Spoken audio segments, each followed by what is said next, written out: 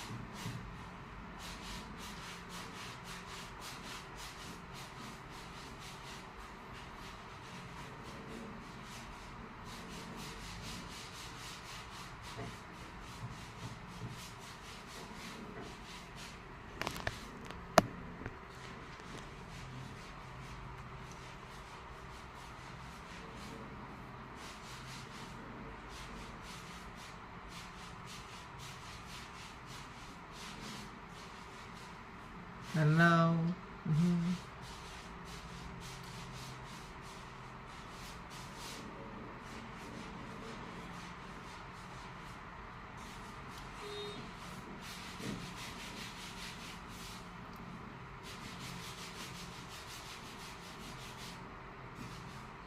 อ๋อรองเท้าขัดในห้องเหรอเธอขัดในห้องแล้วก็ไปขัดตรงอื่น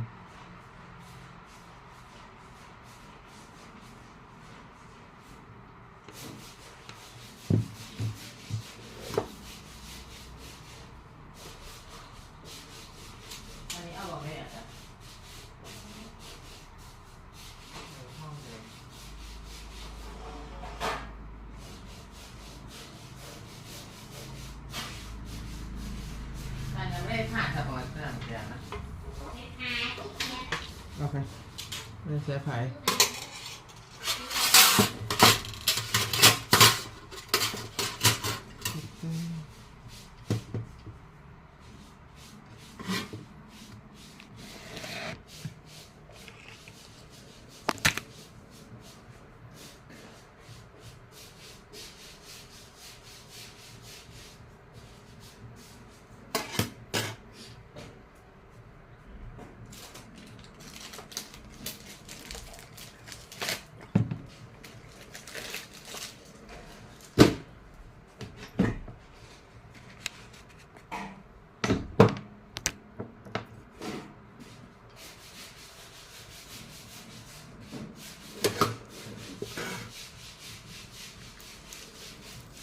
time to eat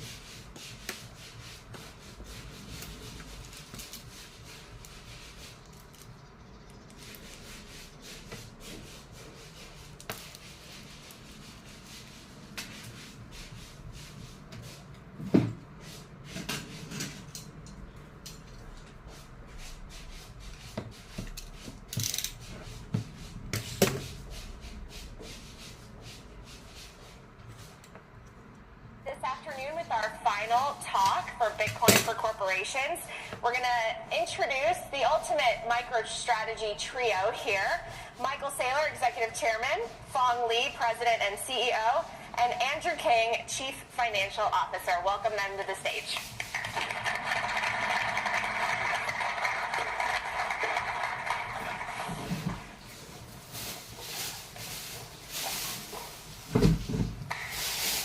Session. Michael, Andrew, thanks for doing this.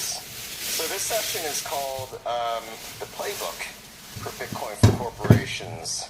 And with great timing and luck, Jack Dorsey just tweeted out the Playbook for Bitcoin for Corporations. We'll get into that a little bit later because I do think it's excellent timing. And it's great to see the partnership and the leadership from Block and from Jack and Michael Rouhani. If you're still in the audience, thank you, because I'm sure you had a big part of that also. So thank you to all. You are going to make this conversation a lot more fun and a lot easier. But let's go back to 2020. First quarter of 2020, when we started going down this strategy and this path. Andrew wasn't with us before. I remember Mike and I had quite a few lengthy conversations on the topic. But let's start with Mike. Let the audience know, why did we go into a Bitcoin strategy to begin with? Yeah, I think the first quarter of 2020 was the beginning of the crazy years. And the world locked down, the offices emptied out, interest rates, the markets crashed, and then the interest rates crashed to zero, and the markets surged, and the world kind of got very confusing. Our first thought was, what about the core business? And then our second thought was, now everybody's working from home, they could get headhunted away by Microsoft or Google or Amazon, and they won't even actually have to move. And so we started worrying about existential issues like our employee satisfaction, how are we gonna grow? And then we looked at our assets and we realized our physical capital, we had $500 million in cash, was going to yield zero. And the head of the Fed said it would yield zero for the next 4 years, and that made us a little bit worried. And then our human capital was not in the office, unstuck, floating in remote space, and we worried, how are we gonna serve our human capital? And our conclusion was, we needed to do something, and we also got this pressure from shareholders that we had all this cash and it was yielding 0% interest, and the cost of capital is normally 12%. So what do we do to keep the shareholders happy? What do we do to keep the employees happy? What do we do to actually get some benefit from our assets? And that got us looking around, open-minded. Yeah, and I think we looked at a lot of options, right? We talked about potentially buying back our stock, which in retrospect would have been dilutive. We brought in excellent bankers, excellent attorneys. A lot of folks, their thoughts were, why don't you put it in corporate bonds? How that would have gone. Keep it in T-bills. How that would have gone. Other alternative assets. And then we went down the path of actually executing on the strategy during that time. And some of our partners, Ming and I, probably talked nearly every day. Mike and I talk quite often. The board was very supportive. Folks like Dax Hansen and Amy Park were all part of the execution of the strategy. And it was a lot of work doing it for the first time. We also open sourced our strategy for Bitcoin corporations at that point in time. But I think even as we launched our first convert in December of 2020, I don't think we knew exactly what was going to happen over the next 4 years. So what changed in our thinking over the next 4 years, Mike? I think our stages went from defensive, we needed to do something to protect the company, and then it went to opportunistic. And I think by the time we got to December, we were opportunistic. Our stock had doubled or almost tripled, and we thought, well, since it's tripled and we can raise money, we should probably do something.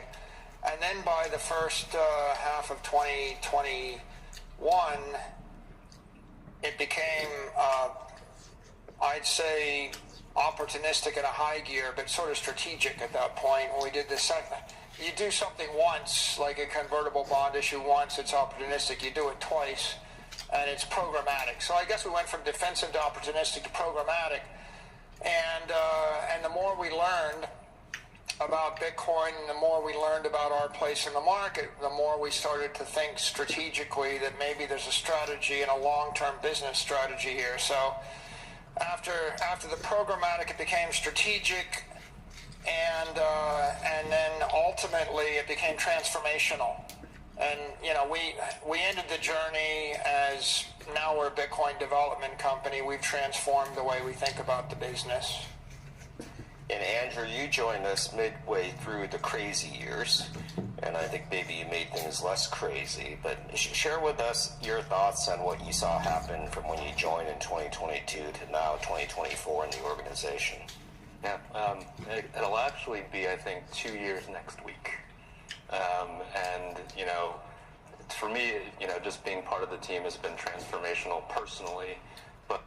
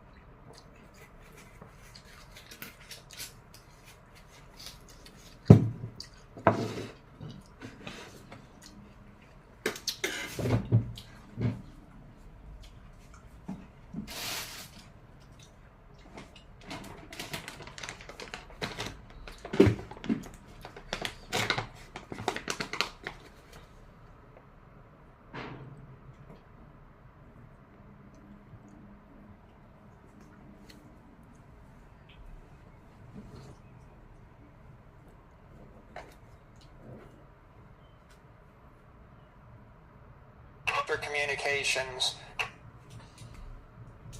Bitcoin! Okay. C was very carefully think through investor communications and make sure that we built consensus with the investors, then move through a set of investor relations initiatives, including a Dutch auction, or you know, in order to introduce the idea in the most graceful way possible, and then following that, reassess the situation, and every month we would look at the marketplace and reconsider our opportunities, and we would act rationally month by month, quarter by quarter, and that's how we got to where we are. Okay, you're online now? I believe I am. Okay. So back to the question was, you know, what's my experience been? And I joined 2 years ago in about a week or so, and if you recall, that was sort of around the time things started to get a little bit more volatile. And, you know, I think, well, you might have even joked, like, my first quarter as CFO was not the best quarter for MicroStrategy. But I think through that experience, it really sort of helped us solidify culturally within the organization a really foundational support for Bitcoin, in addition to the long-standing legacy of the software business. And, you know, when I fast forward from, 2 years ago today, we've obviously seen a tremendous amount of rally in Bitcoin and a lot more adoption. We've seen that benefit from a company standpoint as well through, people, and not only our employees but also our shareholders that have become more aligned and also feel stronger about our conviction. Because I can tell you, we've got probably the person on stage here who's most convicted around Bitcoin, but I think that has bled through, the entire ecosystem at MicroStrategy in the past couple of years. Yeah, I think one of the related benefits, and those who are customers, thank you, and who joined our MicroStrategy BI World presentations, I had some folks note that we are innovating faster than we ever have on our core software product. Our employee turnover is lower than it's been in a long time. And so by adopting a Bitcoin strategy, you see benefits throughout the organization, culturally, retention and hiring, and innovation. And that's just been awesome too. So Mike, here we are in 2024. MicroStrategy is the largest corporate holder, publicly traded corporate holder of Bitcoin in the world. And not many have followed yet in the last 4 years. What do you think in the environment today is different that will cause more to follow? Yeah, I think we've had a lot of positive developments this year. Probably 2024 is the transformational year. The question that we posed in 2020, the existential question was, Bitcoin looks like the solution to our problems. In fact, it looks like the theoretical perfect solution to the problem we have. So is it too good to be true? Will it be banned? Will it be copied? Will it be hacked? Right? Humans have invented the perfect synthetic treasury asset, and so will it be banned, copied, or hacked? And after 4 years, we now know it won't be banned because it's been approved for inclusion in spot Bitcoin ETFs, and in essence it's been endorsed as a crypto commodity, so not banned but embraced. Will it be hacked? We now have 15 years with $65 billion in Satoshi's wallet, and that's the honeypot, and any hacker can get $65 billion or $60 billion if they wanted it, but they can't get it, so we know it hasn't been hacked. And will it be copied? And I think that now in 2024 we start to realize that no, it's not going to be copied. There's only one globally acknowledged crypto commodity in the world, and you know, as a public company, we know, you know, we couldn't do this with a security, even if it was a registered public security, and an unregistered security, a public company definitely couldn't do. So it has to be a commodity. We've now answered those 3 questions. Then we got the fourth headwind was there were no public companies holding Bitcoin on their balance sheet. We did a search. We found Overstock had $1 million worth of Bitcoin for a couple of months. And that was it. And so today you have a dozen publicly traded Bitcoin miners, and you have Tesla, and you have Block, and you have MicroStrategy, and you have dozens of SEC 40, you know, investment trust, and so now you've got 100 type public entities, and we couldn't find one then. So that's the second headwind. And then the third headwind is this indefinite intangible accounting. It turns out that, you know, if you're a company like ours and you've already executed the strategy and you've managed to get to the point where you have massive amounts of Bitcoin and people can calculate it, that accounting doesn't hurt you that much. But what it really does is it hurts anybody with a normal business that wants to put 5% of their assets or 10% of their assets, or if 10% of your enterprise value is Bitcoin and the other 90% is something else. What it does is it obscures the P&L and obscures the balance sheet. And so that accounting was a headwind. And now we're in 2024, you've got the option to elect fair value accounting. And I think in Block's announcement, they just announced they're adopting fair value accounting. So you've got the option, and in 2025 it becomes standard. And I think you've got the regulatory clarity that Bitcoin's a crypto commodity, and then you've got the support of the Wall Street machine that's spinning up. You know, now you've got Bitcoin research from Fidelity or from ARK or from I mean, you actually had 3 analysts of Bitcoin on stage today, and when we were doing it, you remember we were looking at Andreas Antonopoulos videos. Yeah, we had a different set of data sources, and And so, the research is stronger, the regulatory support is clearer. The professional community, the accountants, the lawyers, that infrastructure is better. Oh, and then the other thing is institutional custodians. You have Anchorage on stage, you have Coinbase, you have Fidelity, you have a lot more choices there. And if you were a company today and you decided you were going to do this with an institutional custodian, you would be able to choose one that already has a dozen or 2 dozen publicly traded companies as customers that have already disclosed that. Whereas when we were getting into the space, right, we weren't following in the footsteps of anybody else. And that means that our accountants, our lawyers, our finance professionals had to obsess over a lot of risks and ask the question, well, how do you even disclose these risks?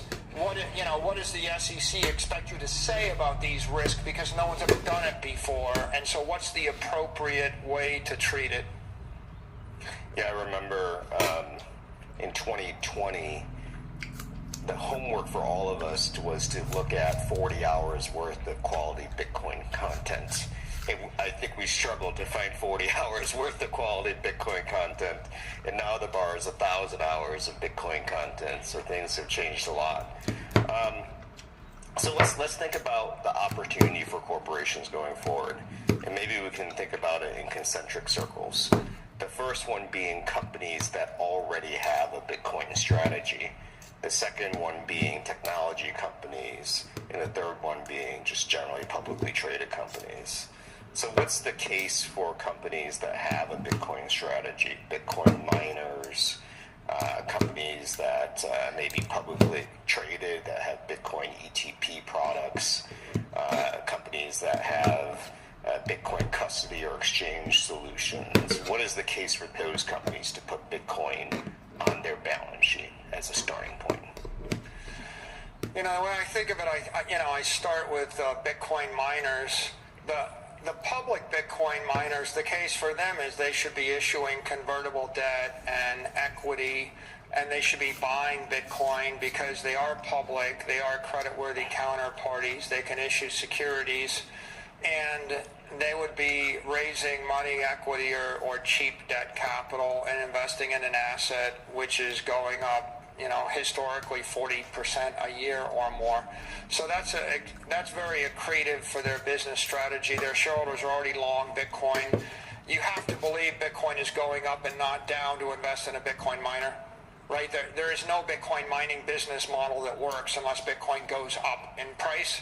And if Bitcoin goes up in price more than 1% or 2% a year, then convertible debt is accretive and equity is accretive. So that's a fairly straightforward case, and fair value accounting makes it even easier, I think. I think the next class is Bitcoin exchanges and custodians. And for public ones, a Coinbase or whatever, well, you're in the business of convincing other people to buy and custody Bitcoin. And so for you to be buying Bitcoin quarterly and custodying Bitcoin, your own Bitcoin, sends a message to your customers that you actually believe it's a treasury asset and that it's safe with you. You can't really, in good faith, recommend someone buy an asset that you think is so risky as you don't want to use money to buy it, if you're going to be a custodian. So I think Block and Jack's putting his money where his mouth is right now, and he's rolled out a product to allow all the small, mid-sized businesses that work with Square to dollar cost average into Bitcoin, and then, Square the product, but Block the company is now doing the same thing. Right, and it illustrates that, you believe in your own product, you support your own ideas, and, you're a trustworthy exchange and custodian to do it, and then you're showing people how to do it. I think that any other exchange, whether they're private or public, benefits. A public company, it's kind of an easy thing because public companies can issue equity and convertible debt to do it. For private companies, private custodians, private exchanges in the Bitcoin, community, My advice to them, and many of them have taken this advice, I mean, I think Alex Leishman showed today that he's doing it, it's A, you allocate some portion of your treasury to Bitcoin, and B, if you don't have enough, instead of raising $50 million in venture capital to fund operating losses or operations, you raise $200 million in capital and you put $150 million into Bitcoin and $50 million into operations. Because if you believe that Bitcoin is the future, then it's obviously accretive. And if you don't believe Bitcoin is the future, you should quit, sell the company, and get out of the business. Who wants to do business with someone that's selling something that they think is going to zero, right? You've lost your moral standing to be a vendor in this space if you don't support the future of the asset. There's a second order subtlety here, which is for public companies, the convertible debt markets really like a highly volatile asset. So if you're a miner and you issue convertible debt and you buy Bitcoin, then your equity becomes more volatile, then it becomes more liquid, then the options market comes to life, then the convertible debt comes to life, then your enterprise value grows, then your market cap grows, your premium expands, you can do it again. So this is the opposite of dilutive and risky. This actually de-risks the business strategy and is accretive if you're already long Bitcoin, as say a Bitcoin miner, and you're public. It's the way to get yourself out of a rut. If you're a private company, you have a bunch of VC and they want to invest money in private companies, but a venture capitalist would much rather invest $200 million 5 times than invest $50 million 20 times. It's just as much work to invest $500 million as it is to invest $25 million. So the real problem with VC is what's the use of proceeds? They have access to infinite capital. If you can generate a return more than the cost of capital, if you can beat the S&P index, you can raise billions and billions of dollars. There's infinite money. SoftBank illustrated this. So it's not hard to get the capital. The problem is, what do you do if someone gives you $100 billion in capital? And they did WeWork, right? And you can see the problem is you over-invest in bad ideas, right? Investing $20 billion in WeWork, doesn't work out that well. But actually, you can invest $20 billion in Bitcoin, and it would work out just fine. So if you're a private company and you have a Bitcoin treasury strategy, you actually can solve 2 problems for your venture capitalists. One problem is you give them a use of proceeds, which is highly accretive, that beats the S&P index. And while they're waiting to get paid, they get 2% management fee and 20% carry. And that's a screaming home run. So that's one problem you solve. But the other problem you solve is that some people don't want to take one-for-one upside and downside risk. So if you're a private company, you can actually issue a participating preferred stock, which looks like a debt instrument that you don't have to mark to market. So an investor can basically invest in Bitcoin, get the upside of Bitcoin, not get the downside of Bitcoin, have a guaranteed PIK or a guaranteed accounting benefit. And so that really appeals to someone with an investment portfolio. It solves the problem for the limited partners. They don't have the volatility. It solves the problem for the general partners of the VC. And then you're the entrepreneur and you've got a Bitcoin exchange business and you want to compete with Fidelity and Goldman Sachs and Coinbase. It might work. But then again, it's kind of hard to compete with companies 100 times as big as you. So if you pursue the strategy I just articulated, if the business succeeds, you make a ton of money. And if your operating business fails, you still make billions and billions of dollars. So you make a ton of money if you fail, and you make a ton of money if you succeed. And the people that invest in you make a ton of money. And the people behind them don't have the volatility of Bitcoin. They just get gains on Bitcoin as everybody's winning. So who's losing? And the answer is, with digital capital, nobody's losing. And so that works with a private company. It works with a big private cash cow, like a $500 million, utility company or trucking company or something. You just do it with private equity and not venture capital. It works with a mid-size miner.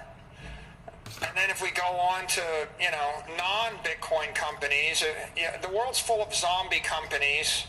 And here's a zombie company, a company with $500 million in revenue that makes $80 million in cash flow, growing 0 to 5% a year, and it has $2 million a day of its stock trading is dead money.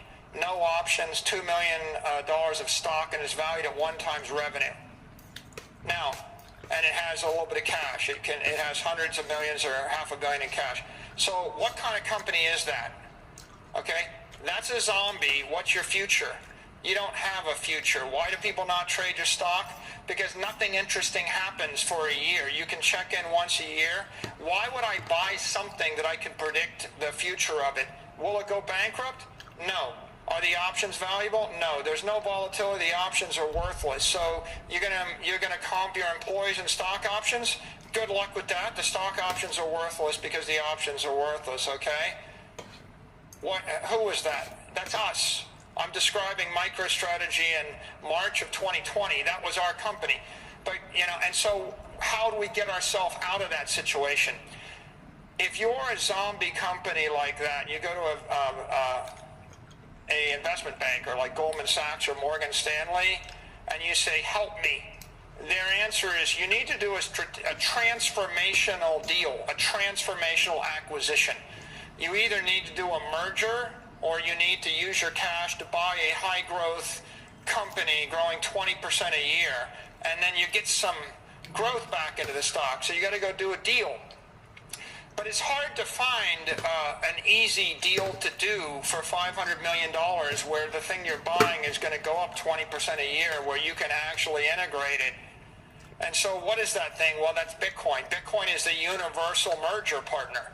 So you can merge any zombie company with Bitcoin at 200 million scale, at 100 million scale, at 1 billion scale, at 2 billion scale, at 20 million scale. And it's actually reversible. You can merge in 20 million, you can reverse it, you can test it. And what happens is you take a $600 million company with $10 million of stock trading a day, and you buy 100 million of Bitcoin. The stock gets attention, it starts doubling, it gets volatile. Oh my God, the Bitcoin traded down 20 million, it's up 20 million. They had like 1 year worth of bad news. And everybody sells it, but then you have 1 year worth of good news the next day, and everybody buys it, and now the stock trading triples. Now the options come to life. Now the employees are getting paid. Now there's a future. Now you can, it's this conundrum I laid out.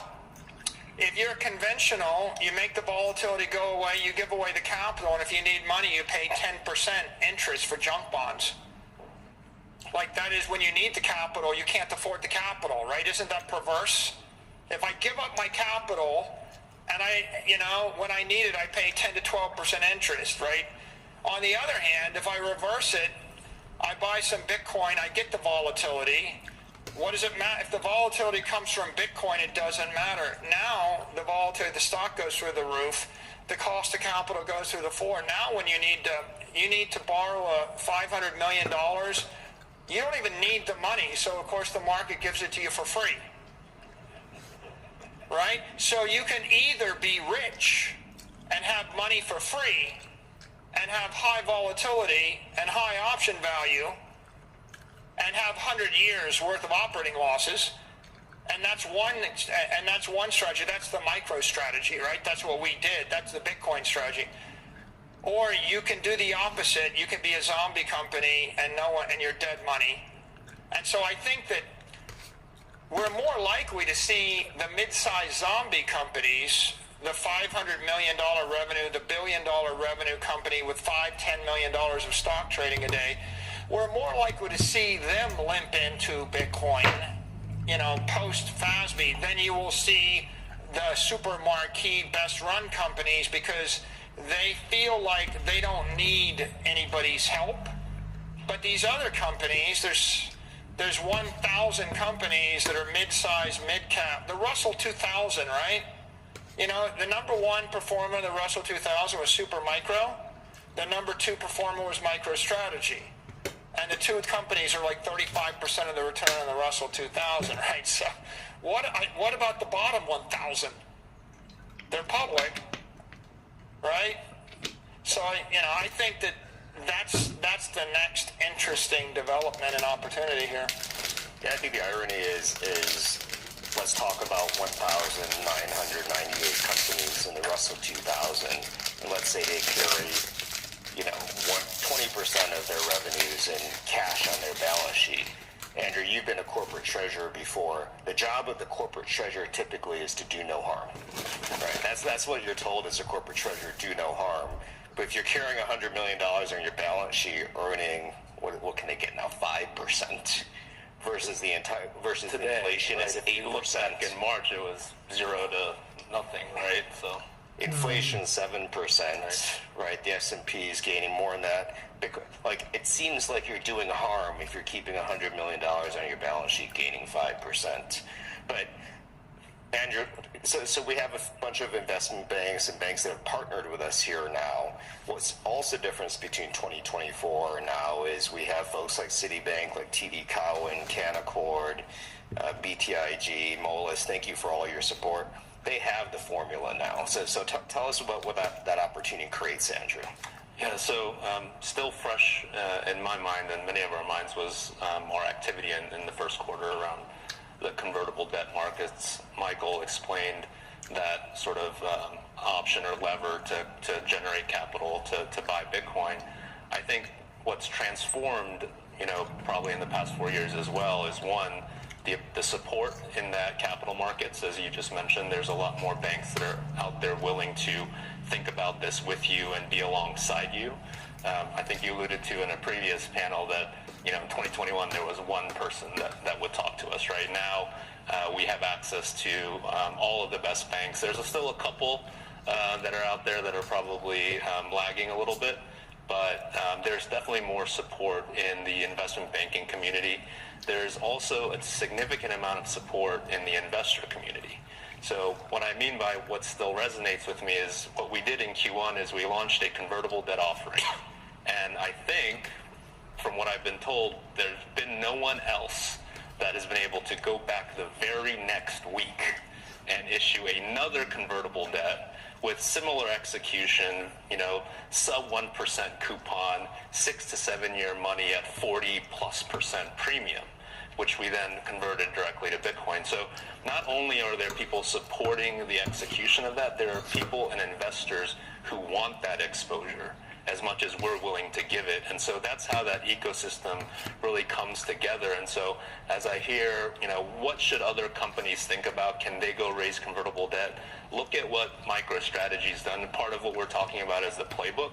You can go do that too, and you can find a way, find that intelligent leverage to be able to create shareholder value like we've done in the past 4 years.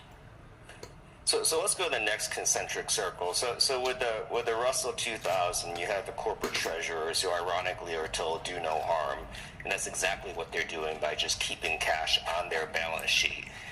In a money market at best, they're doing harm. Now let's go to Fortune 500, where usually the corporate bromide or trope there for the corporate treasurer is if you don't know what to do with the money, give it back to your shareholders, because they'll do a better job and they can make a decision on what to do. So what you see are these high cash flow, high cash balance companies either paying large dividends, and you're seeing that now more and more tech companies paying dividends, or doing large stock buybacks. But I think there's an alternative, Mike. Let's hear about that. The conventional wisdom is I buy back the stock or I issue a dividend. The dividend is sort of double taxed, and so that seems very tax inefficient. The buying back of a stock is the decapitalization. The real problem as I see it, I've said before, the road to serfdom is working exponentially harder for a currency growing exponentially weaker. So let's say you're a big company like Meta and you have a good quarter, you basically cut a bunch of cost, you put a lot of money to the bottom line, the stock doubles. So now there's pressure to keep the stock price up. So the way you're going to keep the stock price up is you announce a $50 billion buyback and a dividend. Okay, So now I'm decapitalizing the company. I'm basically surrendering the capital. The assumption is that I can't get a yield on the capital if I invest it in a liquid treasury asset. And that is true if the only option is T-bills. If your option is T-bills, then your 3% after tax against a 12% cost of capital is 9% negative yielding money. And the view is, yeah, that's value destroying, give it back. But here's the problem. You need to be convincing the world that your stock is a store of value over the long term. So for the stock to be a store of value, then you're going to have to increase the value of your assets in the treasury at a rate equal to the cost of capital, or you're going to have to grow your cash flows at a rate equal to or faster than the cost of capital. So when you decapitalize, what you're doing is you're doubling the market cap of the company, but now the market cap doesn't trade based upon the book value of the company. It trades based upon the forward earnings estimates or forward cash flows of the estimates of the company. And the higher the stock goes, or the higher the stock price goes, the higher the discounted cash flows have to go, and the higher the inflation rate is, the higher the discounted cash flows have to go. So the stock is becoming more fragile or more brittle, and if you have one bad quarter where you underperform, the likelihood that the stock crashes, dramatically goes way up. So that idea of surrendering the capital is a road to serfdom. In the extreme, the first step is I surrender my capital. I have some bad quarters, so I have to borrow a bunch of money. And then the extreme step is I surrender the capital, then I borrow a bunch of money to surrender more capital. I have negative capital, like say Apple Computer is almost negative capital, but you can get to the point where you're actually in debt 5x your annual earnings or 10x your annual earnings. And at that point, then just a weak quarter is a death sentence for the company, and that's why most mid-sized companies and all the LBOs, they eventually fail. That's why there's like a 99% corporate death rate amongst those kind of companies, and that's why the average corporate life expectancy is 2 years. So the opposite of that is to reverse the polarity. If the treasury asset yields 24% and the cost of capital is 12%, the question is, how much capital do I want? And by the way, really the opportunity cost of capital is 12%, whereas the actual cost of capital, that varies by corporate entity. Apple Computer could borrow money at half of that number, I suppose. And if you use convertible debt, if you have a volatile equity, you could borrow money at a tenth of that number. So the amount you pay for the capital may be and probably is less than 12%, but the use of proceeds is the critical question. And so if the use of proceeds is T-bills, then any amount of capital is dilutive, and you want the bare minimum working capital. And if the use of proceeds is Bitcoin, well, Bitcoin has been yielding 3 to 4 times the return of the S&P index, and if you extrapolate out a decade, the volatility will come in, the performance will come in, but I think it's very reasonable based on first principles to assume that it will be returning some 2x the multiple of the S&P, or 50% or 75% more than the S&P index, and the volatility will always be higher because it's a 24/7, 365 global traded digital asset in unregulated markets. It'll always be higher than the S&P, and the performance will be higher because of lack of dilution. So in essence, it's a very simple polarity question. If you get 24% yield on a tax-deferred yield on the Treasury, then you want as much capital as you can gather. And if you get less than 12% yield, you want as little capital as you can carry. The only company I can think of that the famous one that uses its balance sheet is Berkshire Hathaway. And Berkshire Hathaway's investments in like Apple and Coca-Cola and the like allowed it to beat the S&P performance, and that's why they could have a $1 trillion balance sheet, and they have $1 trillion of liquid capital, or something like that, $1 trillion balance sheet. But the problem is they pursued their strategy using securities as a treasury asset, not using commodities or property. And because of SEC 40 rules, you can't have more than, what is the number, 40% of your liquid capital as securities. And so they hit some wall, and then they have to go off and do big acquisitions of operating companies in order to grow, and those are always much more difficult. Or they have to carry $160 billion worth of T-bills, because those are carved out. They're treated not as securities for the purposes of that. So in essence, they hit a wall, and Berkshire stopped being able to grow in the same way because of some constraints and because they have not embraced Bitcoin. If they embraced Bitcoin, then they could actually grow faster and they would be performing better. And I think that that Bitcoin really is the game changer, because it flips the polarity from negative to positive. And imagine what happens when 10,000 operating companies start recapitalizing. Imagine a world where 10,000 companies keep their cash flows and don't dividend them out. Imagine 10,000 companies buying Bitcoin instead of buying their own stock. Imagine 10,000 companies issuing debt securities to buy Bitcoin instead of issuing debt to buy their own stock, right? And you can see how at some point, as you go from one company to 10 companies to 100 companies to 1,000 companies, at some point these become a massive capital gateway, and that's how you see the trillions and tens of trillions of dollars of capital flow out of the analog economy into the digital economy, and the world turns upside down for those firms.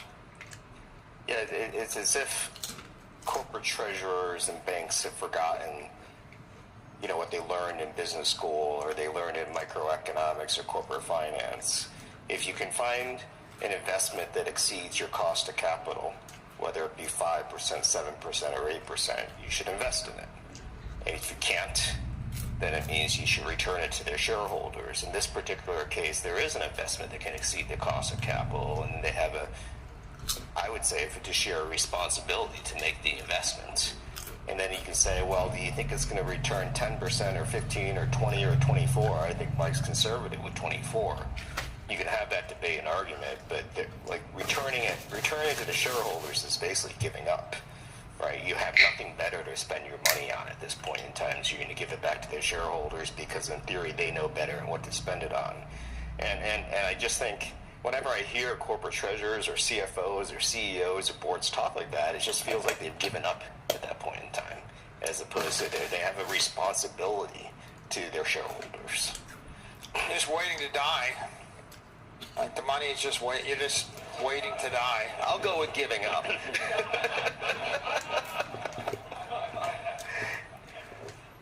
So what's next? What do you see next, Andrew? What do you see next, Mike? I mean, we have a formula. I can understand why in 2020 and 2021 folks haven't adopted it.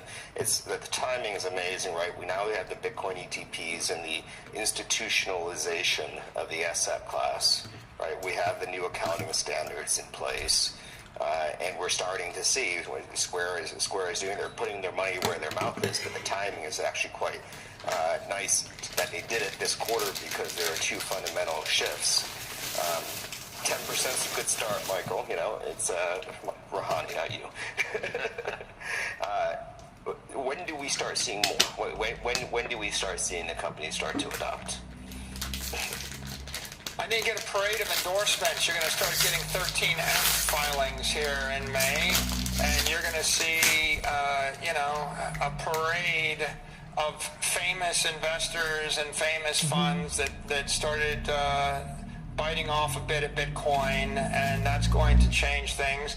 I think you're going to see more and more securities issuances, more ETFs, then you're going to see more derivatives. You're going to see more public companies. I think you're going to see more Bitcoin miners. They're going to be announcing that they're not just mining Bitcoin, they're buying Bitcoin. I think you're going to see more good news coming from the clients of Square, right? And small, mid-sized businesses. You're going to see more of them. I think you're going to see more of the exchanges announcing that they're taking some systemic view. I think it'll be just bit by bit, every quarter, one more normalizing, program that builds Bitcoin into the capital structure of a private, a public company, a fund. You're going to see, I think over the next 4 quarters, you'll see announcements from the big banks that they've approved Bitcoin ETFs for unsolicited sale, and it'll be one a quarter, and then the next one, then the next one, then the next one, and then you'll see announcements that it's marginable, and then you'll see, like you saw last week, a dozen funds at Morgan Stanley approved Bitcoin to be incorporated in the fund, and then a bunch at 2 at BlackRock, and I think you'll just start to see more and more of these things, and that will drive the news cycle. And then I think you'll see some of these small, mid-size, these zombie companies. We've had CEOs of some of these companies reach out to us. I've had them reach out to me, and it's like when you're stuck and mired and your options are worthless and you're worried about losing your employees and you want to put some life back into the company, you need to do a deal. I mean, at that point, it's very simple. You're either going to sell yourself, and the deal you're going to do is sell out to a bigger entity that can get value out of your product, or you're going to buy something or buy somebody, or it's either a merger of equals, or you're going to buy a small, high-growth thing, or you're going to sell out. And up until 2024, I don't think Bitcoin was an institutional option. The banks were afraid of it. Public companies were afraid of it. They didn't know which side the SEC would come down on it. I think by the end of 2024, I think the institutional world, the public company world, will say, well, Bitcoin's not going away. Bitcoin's the only crypto asset. It's the best. There is no second best. We're not going to get shot to have it on our balance sheet. And at that point, people switch from fear, or fear of doing something to fear of not doing something, or maybe from fear to greed index, and they click it